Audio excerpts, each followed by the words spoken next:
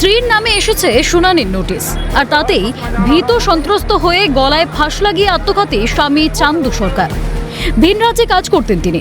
মৃত চান্দু সরকার ইটাহার থানার পাতিরাজপুর অঞ্চলের মুরালিপুকুর গ্রামের বাসিন্দা। মৃতের বড় দাদা মকলেশ সরকার বলেন, শুনানির নোটিশে আতঙ্কে ছিল ভাই। স্থানীয় সূত্রে জানা গিয়েছে, বৃহস্পতিবার সকাল থেকেই চান্দু সরকারের কোনো খোঁজ পাওয়া যাচ্ছিল না। এরপর বাড়ির লোকেরা তার খোঁজ শুরু করে। ঘণ্টাখানেক বাদে বাড়ি থেকে ঢিল ছোড়া দূরত্বে একটি বাগানের গাছের ডালে ঝুলন্ত অবস্থায় চান্দুর দেহ উদ্ধার হয়। তড়িঘড়ি ইটাহার ব্লক স্বাস্থ্য কেন্দ্রে আনা হলে তাকে মৃত বলে ঘোষণা করেন চিকিৎসকেরা। ঘটনাটা হচ্ছে, আমাকে সকালে বললো আমি ইটাহারে যাবো একটু, ওই তোর ভাইবোকে নিয়ে একটু এসআইয়ের ব্যাপার নিয়ে।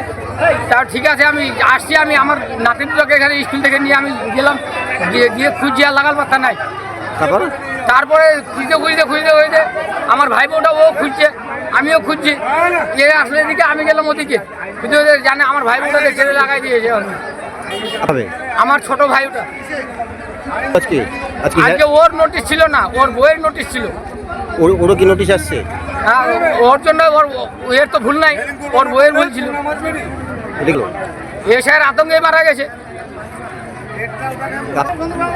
নাম কি? চান্দু সরকার। ওটা জিন্নাতুন বিবি, রাজিয়া জায়গায় রাজিয়া বিবি আছে, এক জায়গায় জিন্নাতুন বিবি আছে। মানে ভাইয়ের সেই আতঙ্কে ভাই আজকে মারা গেল। ভাই বই নাকি? হ্যাঁ, ভাই হিয়ারিং এর ডাক দিচ্ছিল আজকে। ভাই বউ আসছিল হিয়ারিং এ? না, আমি আনতে গেছিলাম, আমার তো বাড়ির টোটো ছিল, যাই খুঁজছি তখন লাগাল পাত্তা নাই। এর ফলে ইটাহার হাই স্কুলের হিয়ারিং ক্যাম্পে উত্তেজনার সৃষ্টি হয়। ফলে কিছুক্ষণের জন্য বন্ধ হয়ে যায় সমস্ত হিয়ারিং এর কাজকর্ম। খবর পেয়েই স্বাস্থ্য কেন্দ্রে এবং হিয়ারিং সেন্টারে যান ইটাহারের বিধায়ক মোশাররফ হোসেন। আসে বিশাল পুলিশ বাহিনী। একদিকে মৃতদেহ নিয়ে সাধারণ মানুষ স্থানীয় চৌরাস্তা মোড় এলাকায় 12 নম্বর জাতীয় সড়কে বিক্ষোভ দেখান।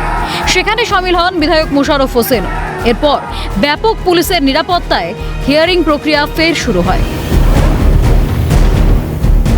আতঙ্কে কারোর মৃত্যু হয় না। এরা প্যানিক তৈরি করছে। বিভিন্ন প্রৌঢ়দের, বৃদ্ধাদেরকে নিয়ে যাওয়া হচ্ছে, তাদের জন্য অন্য ব্যবস্থা আছে। এই ধরনের প্যানিক তৈরি করে মানুষকে ভয় দেখানোর চেষ্টা করছে।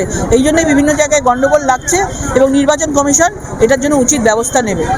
এই ঘটনায় একযোগে বিজেপি ও কমিশনকে নিশানা তৃণমূল বিধায়কের। ভয়ঙ্কর দানব বলে তোপ দাগেন তিনি। ভয়াবহ মর্মান্তিক ঘটনা।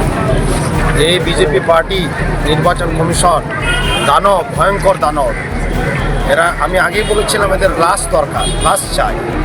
কত লাশে সন্তুষ্ট হবে বিজেপি? এদের দোসর কংগ্রেস আর এই নির্বাচন কমিশন। আমি প্রথম থেকে বলেছি যে মানুষকে হয়রানি, নির্যাতন, বারংবার হয়রানি করে ডেকে আজকে একটা নিরীহ লোকের প্রাণ চলে গেল। তার ছেলে মেয়ে পরিবার কান্না তাকানো যাচ্ছে না। বাংলার বিভিন্ন জায়গার সাথে সাথে ইটাহারে আজকে একটা সকালবেলা এসআইআর হিয়ারিং ছিল, কাগজ খুঁজে পাচ্ছে না, ফাঁসি দিয়ে মারা গেল। এর দায় বিজেপিকে নিতে হবে, তাদের দোসর কংগ্রেসকে নিতে হবে। এই বিজেপি কংগ্রেস বলেছিল এসআইআর হলে নাকি কিছু হবে না, এদের দায় নিতে হবে। আরও আন্দোলন আমাদের বাড়বে। এদের শেষ দেখা না পর্যন্ত আমরা ছাড়বো না। কত রক্ত, কত লাশ চাই, লাশ নির্ভরশীল দল। আজকে বাংলার কত বিএলও, বিএলএ মানুষ, সাধারণ মানুষ আজকে বলি হচ্ছে, মারা যাচ্ছে সোসাইটি, তরতাজা লোক, তাকানো যাচ্ছে না, আমাদের লোম ছিঁড়ে যাচ্ছে তাদের কান্না দেখে পরিবারে। আমি আন্দোলন তীব্র শুরু করেছিলাম এই কারণে। আমি ইটাহারবাসীকে বলবো, আপনারা ধৈর্য রাখুন, কেউ আত্মহত্যার পথ বেছে নেবেন না। আমি আপনাদের ভাই, বন্ধু, সন্তান, আত্মীয় স্বজনের মতো আমরা লড়ছি, পরিশ্রম করছি, খাওয়া দাওয়া ঘুম আমাদের নেই। একটা ভোটাধিকার বাদ যাবে না। আপনারা ভরসা রাখুন, আস্থা রাখুন আমার প্রতি, সরকারের প্রতি, এই জোড়াফুলের প্রতি, মমতা বন্দ্যোপাধ্যায়ের প্রতি। আমরা লড়ছি, এই লড়াই সংগ্রাম চলবে, রাজপথে চলবে। আপনারা চিন্তা করবেন না, দুশ্চিন্তা করবেন না। একজনও ভুল পথে, বিপদ পথে যে নিজের জীবনটা নষ্ট করবেন না। আপনারা থাকুন, আমরা আছি আপনাদের সঙ্গে। মানে আর একটা মৃত্যু, অর্থাৎ এই এসআইআর, এই যে মানুষকে একটা মানুষের উপর চাপিয়ে দিয়ে চূড়ান্ত হয়রানি, আতঙ্ক, উদ্বেগ, আত্মহত্যা, অসুস্থ হয়ে মৃত্যু, এই যে চলছে, কখনো বৈধ নাগরিক, কখনো বিএলওদের উপর, তো মানুষ সেখানে ক্ষিপ্ত হবেন না? আবার আর কিছু ক্ষেত্রে দেখা যাচ্ছে বাংলা বলে অন্য রাজ্যে গেলে পিটিয়ে মারছে এই উগ্র হিন্দুত্বপন্থীরা। তো মানুষ তাতে ক্ষুব্ধ হবেন না? মৃত্যু মিছিলের সারি, এসআইআর ইস্যুতে তপ্ত বঙ্গ রাজনীতি। নন্দদুলাল সরকারের রিপোর্ট, ক্যালকাটা নিউজ।